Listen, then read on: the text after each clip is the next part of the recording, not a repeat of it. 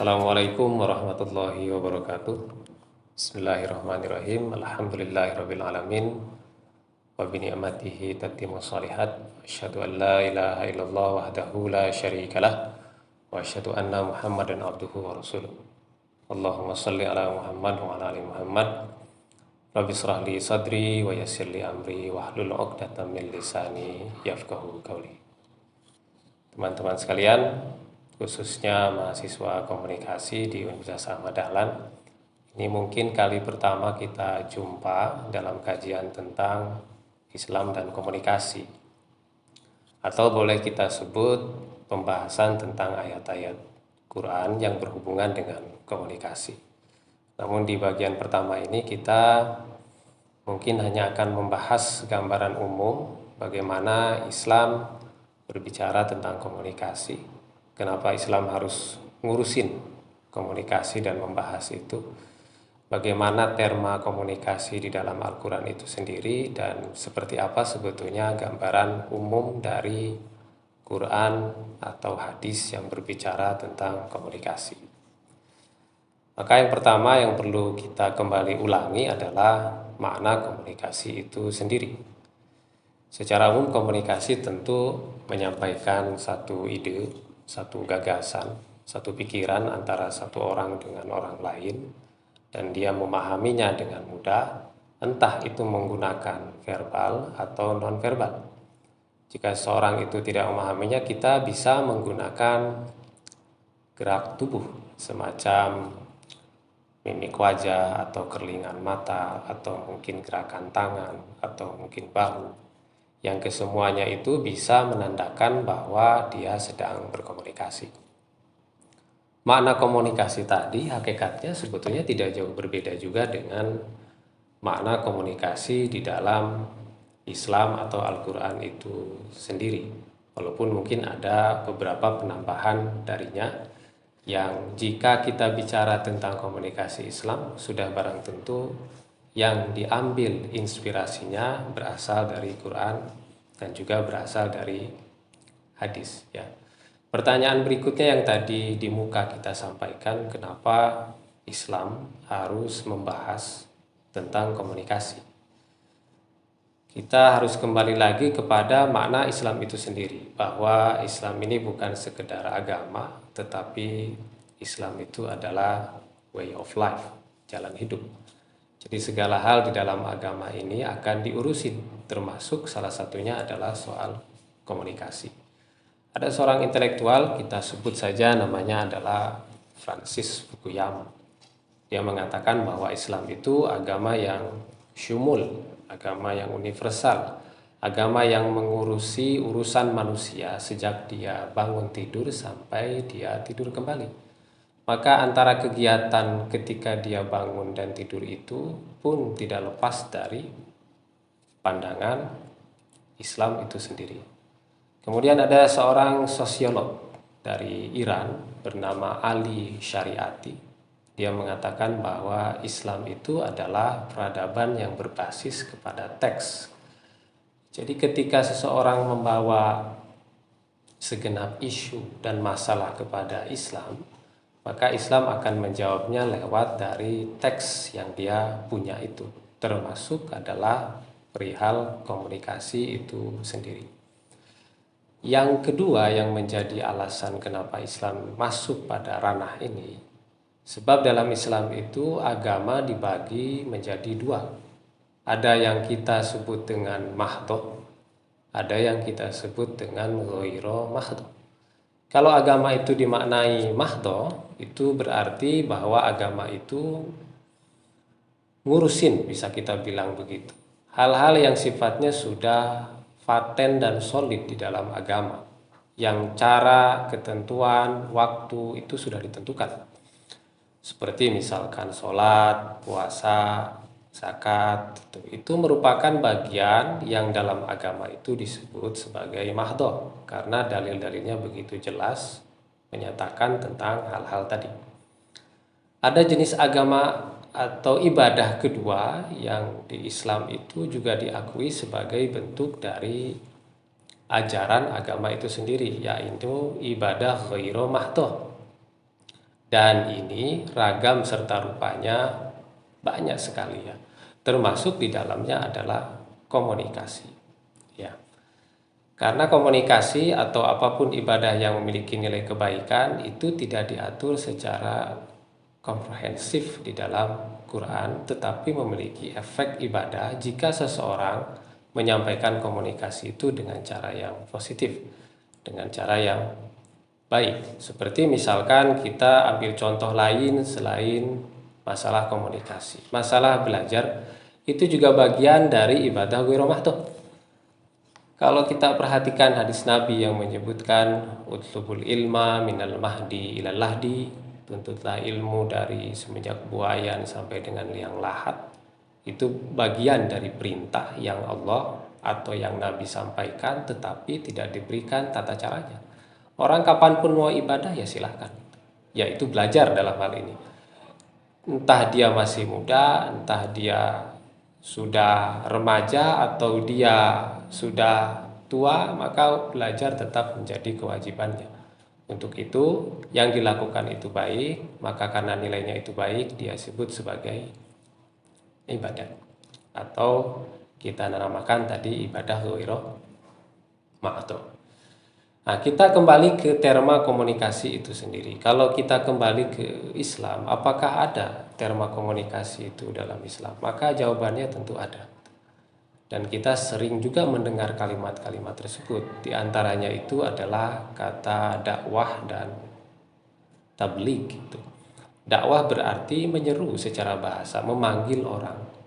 Dan makna dakwah itu bukan soal menyuruh orang pada hal yang baik dan positif, tetapi setiap hal yang kita seru orang untuk melakukan kebaikan, maka kita sebut itu dakwah. Menyerunya dengan verbal atau non-verbal masuk ke dalam kategori dakwah. Jadi seruan apapun yang disampaikan dalam dakwah masuk dalam kategori komunikasi Islam, yang tentu di sana menyajikan fakta dari ayat Quran dan juga hadis. Dan tugas kita sebagai manusia memang berdakwah gitu. Karena salah satu fungsi komunikasi itu sendiri adalah mengajak orang untuk beriman kepada Allah Subhanahu wa taala. Terma kedua yang juga sangat kita kenal yaitu tabligh, ya, menyampaikan sesuatu. Nabi menyampaikan kepada kita dalam satu hadisnya, balighu anni walau ayat. Sampaikan kepadaku meskipun satu ayat. Ayat yang dimaksud di situ bukan hanya yang atau yang tertulis di dalam Al-Qur'an, tetapi ayat di situ bisa menjadi tanda. Ayat di situ bisa menjadi satu bentuk pengetahuan dan keahlian yang kita punya. Maka seseorang yang punya keahlian, yang punya kemampuan, atau yang dia hafal Quran dan hadis, dia bisa menyampaikan itu kepada orang yang tidak tahu. Dua hal tadi itu umumnya kita gunakan lewat verbal, lewat kata dan kalimat. Maka karena komunikasi di awal maknanya itu adalah menyampaikan ide dan pesan, maka nilai yang ada di dalam dakwah dan tabligh itu masuk dalam kategori komunikasi tadi itu. Terlebih di dalam Al-Quran kata dakwah, da'a, yad'u, khusus untuk Allah sendiri sebagai seorang atau zat ya, bukan seorang zat yang memanggil kita, itu disebutkan sebanyak 980 kali di dalam Quran. Kemudian Rasul sebagai penyampai risalahnya Allah, Al-Quran, ya, disebutkan sebanyak 154 kali. Atau kata dakwah itu sendiri juga disebutkan sebanyak 208 kali. Dan kata lisan di Al-Quran disebutkan sebanyak 24 kali. Dengan bentuk yang beragam dan bermacam. Ini sebetulnya indikasi bahwa komunikasi di dalam Islam itu memiliki peranan yang begitu besar. Ya, peranannya penting. Ya, terbukti dengan disebutkannya terma-terma tersebut di dalam Quran. Ya, kita coba kembali kepada pertanyaan kita di awal, yaitu apa indikasinya bahwa di dalam Quran itu ada ayat yang menyebutkan tentang komunikasi itu sendiri. Ya, kita harus kembali kepada satu problem ketika komunikasi Islam itu ada, bahwa di masa sekarang ini di mana media sosial itu begitu masif, yang mungkin setiap orang sudah berperadaban dengan gadget dan gawainya itu, sehingga secara tidak langsung kita bisa memunculkan masalah di masyarakat ya, karena teknologi tersebut. Sehingga tak heran Jalaluddin Rahmat itu menyampaikan bahwa komunikasi itu bisa saja menjadi satu informasi untuk kita, tetapi bisa menjadi sumber pertikaian. Nah, disitulah sebetulnya nilai Islam itu masuk. Jadi kalau kita ambil secara definitif, apa itu komunikasi Islam? Yaitu satu pesan yang disampaikan kepada orang lain berdasar pada nilai-nilai moral dan nilai Islam, yang digunakan bukan hanya untuk kemaslahatan dunia tetapi juga kemaslahatan akhirat. Bagi Islam, komunikasi itu bukan saja untuk menaikkan rating, bukan saja untuk satu prestis teknologi, tetapi komunikasi bagi Islam itu harus punya nilai keadilan, punya nilai keadaban. Komunikasi itu harus bisa mengantarkan seseorang kepada penguatan keimanan dan bahkan bisa menjadi bukti keimanannya dengan cara dia berkomunikasi. Hal yang terpenting komunikasi bagi Islam itu harus diarahkan kepada amal ma'ruf nahi mungkar. Kita coba bisa perhatikan misalkan ayat di surat Al-Baqarah ya, ayat 30. A'udzubillahi minasyaitonirrajim. Wa idz qala rabbuka lil malaikati inni ja'ilun fil ardi khalifah qalu ataj'alu fiha may yufsidu fiha wa yasfiku dima wa nahnu nusabbihu bihamdika wa nuqaddisu lak. Yang kurang lebih kalau kita artikan bahwa Allah berkata kepada malaikat, ia akan menciptakan khalifah di bumi. Dari bagian itu saja sebetulnya itu sudah menggambarkan adanya komunikasi yang tergambar di dalam Quran, bahwa ketika Allah mau menciptakan sesuatu, dia berkomunikasi dengan makhluknya, yaitu malaikat, dan yang akan diciptakan itu sudah diberitahu namanya itu khalifah. Khalifah sendiri itu adalah pengganti, atau kita bisa mengartikan khalifah itu presiden. Satu kata indikasi di Quran tersebut, Al-Baqarah ayat 30, satu pesan bahwa seorang khalifah, presiden, tidak bisa mengurus rakyatnya jika dia tidak memiliki komunikasi yang apik dan elegan kepada rakyatnya. Kita ambil contoh lain di Al-Quran. Misalkan kita sebut di surat Al-Asr. Di ayat itu Allah berfirman, A'udzubillahi minasyaitonirrajim. Wal asri innal insana lafi khusrin illal ladzina amanu wa amilus solihat wa tawassaw bil haq wa tawassaw bis sabr. Kita saya kira sama-sama tahu arti dari surat Al-Asr itu, tapi izinkan saya coba mengulangnya, bahwa Allah berkomunikasi kepada kita di situ, menyampaikan satu ide kepada kita manusia kalau kita ini terikat dengan waktu manusia itu. Dan kalau waktu itu tidak dimanfaatkan dengan baik dan benar, maka kita akan merugi. Ya, tapi ada beberapa orang itu yang tidak akan rugi, kata Allah di sini, yaitu mereka yang beriman, mereka yang beramal soleh, mereka yang menasehati pada kebaikan dan agama. Maka jika orang melaksanakan 4 ini, Allah menjaminnya dia tidak akan rugi. Kita bisa perhatikan bagaimana cara Allah mengkomunikasikan satu gagasan kepada manusia, mengingatkan kepada kita akan pentingnya menggunakan waktu. Satu lagi bisa kita sampaikan, yaitu di hadis riwayat dari Abu Hurairah yang disampaikan oleh Muslim, yang Rasul berkata, qala Rasulullah sallallahu alaihi wasallam, man kana yu'minu billahi wal yaumil akhir falyakul khairan aw liyasmut.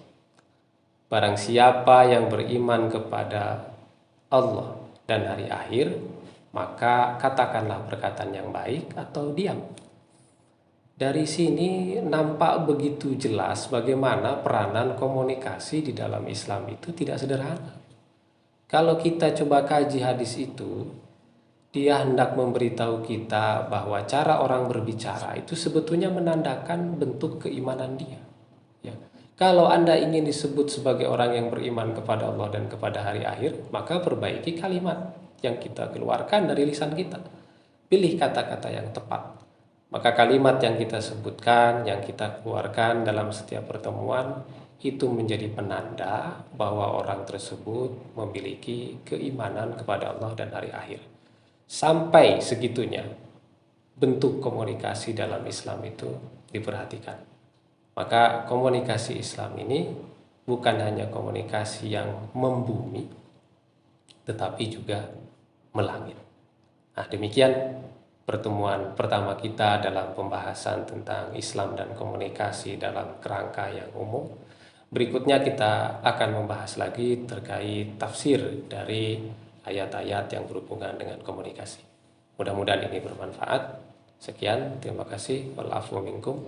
Assalamualaikum warahmatullahi wabarakatuh.